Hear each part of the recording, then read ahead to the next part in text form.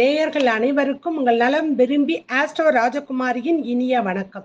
ஸ்ரீ கால பைரவரின் கருணையினாலும் அருளாலும் நோய் நொடி இல்லாமல் உங்கள் இல்லங்களில் எப்பொழுதும் இன்பம் பொங்கட்டும் என்று ஸ்ரீ கால பைரவரை வேண்டி வணங்கிக் கொள்கிறேன்.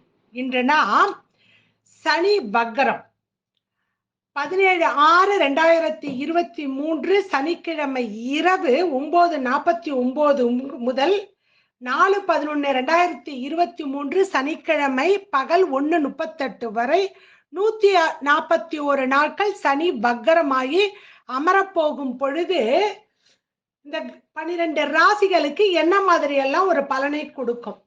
சனி நம்ம கொஞ்சம் பயப்படுற கிரகம். அது குரு பெயர்ச்சின்னா ஒரு சந்தோஷம், ஏதோ குரு அள்ளி கொடுக்க போறாரு, சனி ஏதோ அள்ளி கொடுக்க மாட்டாரு அப்படின்னு முதல்ல ஒன்ன புரிஞ்சுக்கணும். சனி கர்ம காரகன் என்று சொல்வதற்கு காரணம் நம்மளுடைய முன்னோர்கள் வைத்திருக்கக்கூடிய கர்மா. நம்ம அப்பா பாட்டன் அவர்கள் வைத்திருக்கிறது அம்மா வழி கர்மா, அப்பா வழி கர்மா. எல்லா கர்மாக்களும் நாம் செய்திருக்க கர்மாவின் பலனுக்கு ஏற்ற மாதிரி கொஞ்சம் திருந்தி நம்மளுடைய எண்ணங்கள் குணங்கள் மாறி இருந்ததுன்னா அதற்குரிய பலனை கண்டிப்பாக கொடுப்பாரு. அதை முதல்ல புரிஞ்சுக்கீங்க. சனியை பத்தி நம்ம பயப்பட வேண்டியது கிடையாது. சரிங்களா? சரி. வக்கரம் அப்படின்னா ஒரு கிரகம் வானவெளியில் சில சமயம் பின்புறமாக ரிவர்ஸ்ல சுற்ற மாதிரி இருக்கும்.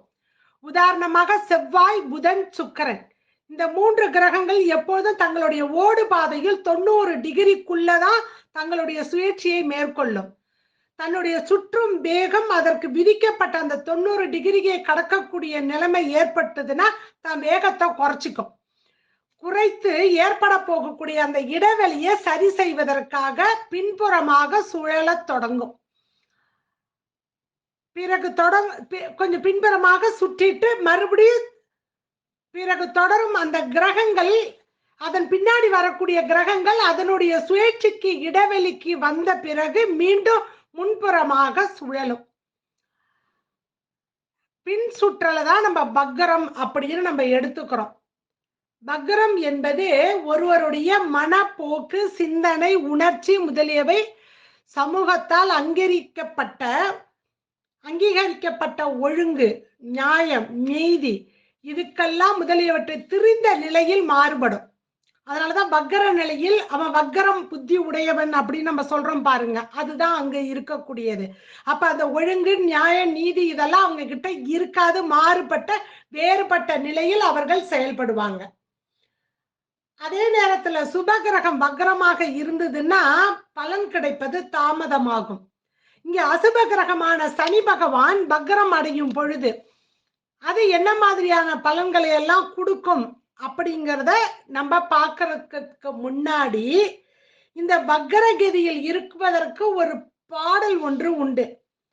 மந்தனவன் சனி பகவான், மந்தனவன் கதிமாறி திரிகின்ற போக்கில் தந்துவோம் இவ்வினை வக்கர நீதி, இத்துவமோ தாமதமோ கைப்பொருள் காணும், இத்தனை நாள் வேதனையில் வக்கர புத்தியில் உத்தமன் என ஒருவன் உரைத்திட இல்லை, நற்தவம் செய்தாலும் நம்பிக்கையோ அவன் இல்லை, ஏதேனும் கெட்ட குணம் ஒன்று ஒளிந்திருக்கும் அதிலேயே, நீச்சமது ஆகியும் கதிமாரியின் சுபபலன்கள் மாறும், மந்தனவன் மேஷ சனியில் வெற்றி கொண்ட நபரும் உண்டு, மகர சனியில் வக்கரகதியில் தோற்றவனும் உண்டு, நீச்சமது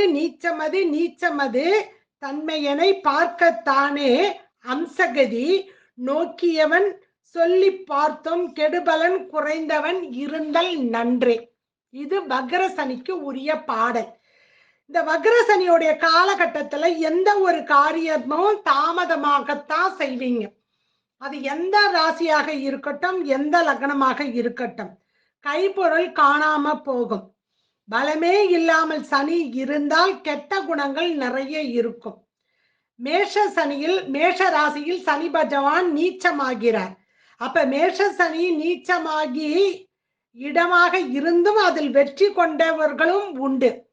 மகர சனி அது ஆட்சி 10ஆம் இடம் கர்மஸ்தானம், அதுல சனி அமர்ந்து தோற்றவரும் உண்டு. மேஷத்தில் நீச்சமது நீச்சம்னு சொல்லாமல் அம்சத்தில் சனி பகவான் எங்கு இருக்கிறார் அதன் நிலைமை சொல்லாமல் ராசியில சொல்லாம அம்சத்தில் சனி பகவான் எங்கு இருக்கிறார் என்று பார்க்க வேண்டும். கெடுபலன் அதற்கு தகுந்த மாதிரி குறைந்து இருந்தால் நன்று. அம்சத்தில் சனி பகவான் அமர்ந்து இருக்க இடம் இதுதான் சனி பகவானுக்கு உரியது. ஏன்னா சனி ஒரு ராசியில 30 மாதம் இருப்பார். 2.5 வருடம் பாத்தீங்க அப்படின்னா இந்த 2.5 வருஷத்துல ஒரு ஆண்டுக்கு 4 இல்ல 5 மாதங்கள் வக்ரகதியில் இருப்பார் சனி பகவான். ஏன் அப்படின்னா சூரியன் சனி பகவான் நின்ற வீட்டுக்கு 5ஆம் இடத்தில் வரும் பொழுது வக்ரகதி ஆரம்பிக்கும்.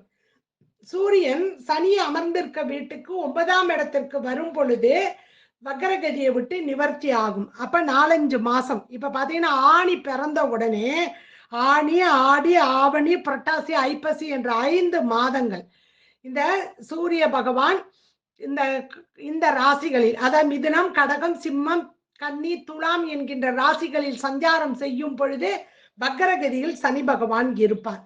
அப்ப இப்படி இருக்கும் பொழுதே அஷ்டம சனி, அர்த்தாஷ்டம சனி, 7.5 சனி இதுல கஷ்டப்பட்டவங்களுக்கு ஒரு நல்ல பலனை கொடுப்பார். ஏன்னா சனி அங்க ஏற்கனவே வக்ரகதியில் இருந்துகிட்டே இருக்காரு. அதனால அது கொஞ்சம் படுத்தும் இல்லையா. இப்ப இந்த வக்ரகதியில இருக்கும் பொழுது இந்த அர்த்தாஷ்டம சனி, அஷ்டம சனி, கலத்திர சனி, இந்த 7.5 சனி எல்லாம் கொஞ்சம் நல்ல பலனை கொடுப்பதற்கான பலன் உண்டு. அப்ப இந்த 6 ராசிகள் எந்தெந்த ராசின்னு பார்க்கலாம். இந்த 6 ராசிக்கு நற்பலன்களையும் சுமாரான பலன்களையும் கலந்து சனி பகவான் தரப்போகிறார் அவரவர்களுடைய தசாபுத்திக்கு ஏற்ற மாதிரி. வாங்க அது எந்த ராசின்னு பார்க்கலாம். சரிங்களா. அடுத்த ராசி இந்த வக்ர சனியில் நற்பலன்களையும் சுமாரான பலன்களையும் தரக்கூடிய ராசி மகர ராசி. மகர ராசியினுடைய அதிபதியே சனி பகவான். அவர் 2ஆம் இடத்துல போய் உங்க ராசி அதிபதி வக்ரமானா எப்படிங்க நல்ல பலனை கொடுப்பாரு அப்படின்னா 10ஆம் இடம் காலபுருஷனுக்கு கர்ம ஸ்தானாதிபதி குடும்பாதிபதி இடத்துல இருந்து வக்ரம் ஆகும் பொழுது அவர் பார்க்கக்கூடிய இடங்கள் 4ஆம் இடம் சுகஸ்தானம், 8ஆம் இடம் மறை பொருளை சொல்லக்கூடிய ஆயுள் ஸ்தானம் சொல்லக்கூடிய இடம் லாபஸ்தானம், 11ஆம் இடம் இந்த 3 இடத்த 4, 8, 11 பார்க்கிறாரு. அப்படி பார்க்கும் பொழுது 2 தர்மஸ்தானத்தையும் ஒரு அர்த்தஸ்தானத்தை பார்க்கும் பொழுது தர்ம வழியில் செயல்பட்டால் மகர ராசிக்காரர்களுக்கு மகத்துவமான ஒரு பலனை இங்கு சனி பகவான் வாரி வழங்குவார். அப்ப இந்த மகர ராசிக்காரர்களுக்கு ராசி அதிபதி வக்ரம் ஆயிட்டாரு அப்படின்னா உங்களுடைய புத்தியில தடுமாற்றத்தை கொடுக்கும். அவ்வளவுதான், ரொம்ப சிம்பிள். உங்களுடைய எண்ண அலைகள் எண்ணத்துல பிரச்சனையை கொடுக்குமே தவிர அதுல மட்டும் கொஞ்சம் நிதானத்தை கடைபிடிக்கணும். இந்த வக்ர சனி காட்டுல ஆட்சியில போய் உட்காந்து வக்ரமாகும் பொழுது திரிஞ்சு போகும். பால் ஏன் திரிந்து போறது, குணம் கெட்டு போகுதுன்னு சொல்லல. திரிஞ்சிருச்சு அப்படின்னா பால் திரிஞ்சிருச்சுன்னா ஒன்றும் பண்ண முடியாது. அதுக்குதான் அந்த வார்த்தையை அங்க வைக்கிறது. ஒழுக்கம், நியாயம், நீதி இதெல்லாம் திரிஞ்சு போயிடும்.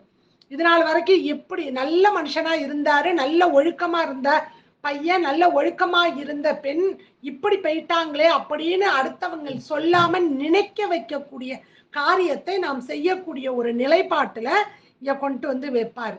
அதை மட்டும் கொஞ்சம் டியூன் பண்ணி உங்களுக்கு நல்லபடியாக வச்சுக்கிட்டீங்கன்னா நல்ல பலனை கொடுப்பாங்க. ஏன்னா உங்க ராசி அதிபதி 2ஆம் இடம் தன குடும்ப வாக்குஸ்தானத்தில் அமர்ந்து 7.5 சனியில இன்னும் 2.5 வருஷ காலகட்டங்கள் இருக்க போறீங்க. அப்படி இருக்கக்கூடிய இந்த நிலைப்பாட்டுல இவரை 4ல உட்கார்ந்து இருக்க குரு ராகுவ சனி இது நாள் வரைக்கும் பார்த்து சுகத்தை கெடுத்துக்கிட்டு இருந்தாரு. உங்க ராசி அதிபதியாக இருந்தாலும் கூட அவருடைய பார்வைக்குன்னு ஒரு பலன் இருக்குது இல்லையா. அதனால அங்க உங்களுக்கு ஒரு கெடுபலனை இது நாள் வரைக்கும் தடுத்துக்கிட்டு இருந்தாரு, சுகத்தை தடுத்தாரு உங்க ராசி அதிபதியாக இருந்தாலுமே. இப்ப அவர் வக்ரமாகி உட்காரும் பொழுது அங்க சுகஸ்தானத்தில் உங்களுக்கு ஒரு சுகத்தை அங்க கண்டிப்பாக கொடுப்பாரு. ஏன்னா குரு நிக்கிற இடத்த பெருக்குவாரு. அப்ப அந்த இடத்துல உங்களுக்கு வண்டி, வீடு, வாகனம் இவற்றுக்கெல்லாம் உங்களுக்கு அந்த ஒரு சுகத்தை அங்க கொஞ்சம் கொடுக்கும். இல்ல அதன் மேல் இருக்கக்கூடிய கடன்கள் எல்லாம் நிவர்த்தி ஆகும். அந்த ஒரு பலனை கொடுத்துரும். அஷ்டமஸ்தானத்தில் அந்த பார்வை 2ஆம் இடத்து வாக்குஸ்தானத்தில் இருந்து தனஸ்தானத்தில் இருந்து குடும்பஸ்தானத்தில் இருந்து 8ஆம் இடத்தை பார்க்கும் பொழுது 7ஆம் பார்வையாக குடும்பத்திற்குன்னு ஒரு மறைமுக வருமானம் வந்து சேரும். இல்ல இது நாள் வரைக்கும் நீங்க யாருக்காவது கடன் கொடுத்து வரலையா, இல்ல கொடுத்த பணம் திரும்பி வருவதற்குரிய ஒரு காலகட்டமாக இருக்கும் இந்த காலகட்டம். சரிங்களா? அடுத்தது இந்த வம்பு வழக்குல தேவையில்லாத அவப்பெயர் இதெல்லாம் உங்களுக்கு இது நாள் வரைக்கும் இருந்திருக்கும். அப்ப அந்த பிரச்சனைகளுக்கு எல்லாம் விட்டு கொடுத்துட்டு போங்க. அதுதான் உங்க ராசி அதிபதி வக்ரமாகும் பொழுது இப்ப வாய்ப்பு வரும், விட்டு கொடுக்கறதுக்கான ஒரு வாய்ப்பு வரும். அந்த வாய்ப்பை நீங்க பயன்படுத்திக்கணும். உங்க குடும்ப பெருமையை, உங்க பெருமையை பற்றி பேசாமல் இருக்கணும். அது ரொம்ப ரொம்ப முக்கியம். சனிக்கு பெருமை பேசுறது பிடிக்காது. அதனால அது ரொம்ப முக்கியம்.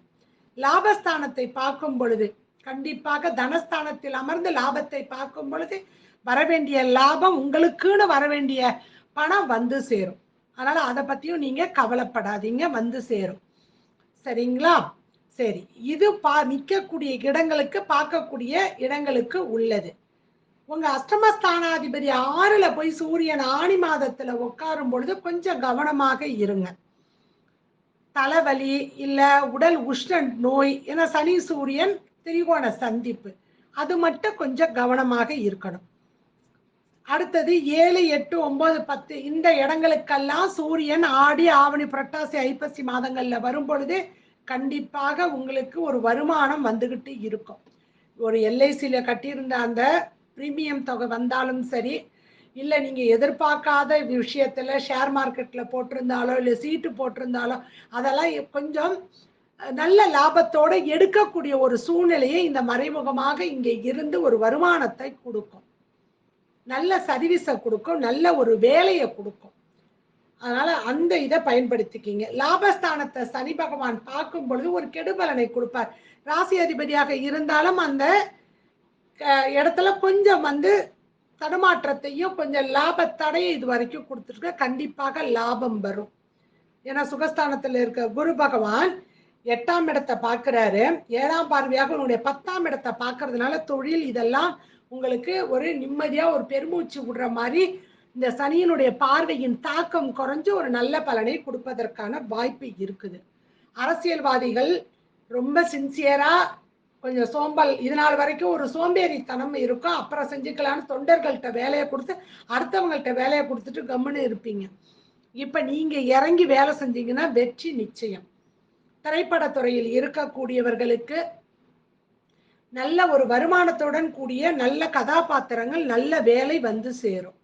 வெளிநாட்டு யோகம் வருவதற்கான வாய்ப்புகளை இங்க இருக்கக்கூடிய குரு ராகு சுகஸ்தானத்தில் அமர்ந்து இருக்கும் பொழுது சனி பகவான் அவரு காற்று ராசியில் இருந்து கொண்டு நீர் ராசியெல்லாம் பார்க்கும் பொழுது கண்டிப்பாக நல்லதொரு பலனை, வெளிநாட்டு யோகத்தை உங்களுக்கு கொடுப்பதற்கான வாய்ப்பு இருக்குது. அதை பயன்படுத்திக்கிங்க. சரிங்களா? சரி, இப்ப நம்ம இன்னும் 7.5 சனியில கடைசியாக இருக்கக்கூடிய அந்த பாத சனியில இருக்கும் பொழுது காரைக்காலில் இருந்து 7 கிலோமீட்டர் தொலைவில், நாகப்பட்டினத்திலிருந்து 25 கிலோமீட்டர் தொலைவு, பாண்டிச்சேரியிலிருந்து 125 கிலோமீட்டர் தொலைவு. காலையில போய் விடிய காலம் புறப்பட்டீங்கன்னா போய் திருநள்ளாறுல வெள்ளிக்கிழமையே நைட்டே போய் தங்கிட்டு சனிக்கிழமை ஃபுல்லா அங்க இருந்துட்டு அன்னைக்கு நைட்டு புறப்பட்டு ஞாயிற்றுக்கிழமை காலையில வந்தா போதும்.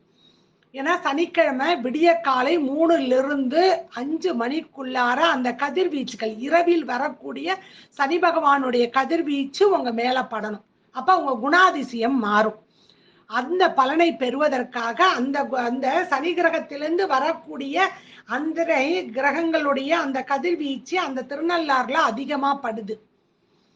அப்படிப்பட்ட அந்த இடத்துல சென்று இருக்கக்கூடிய திருநள்ளாறு சனி பகவானை வழிபாடு செய்யணும்.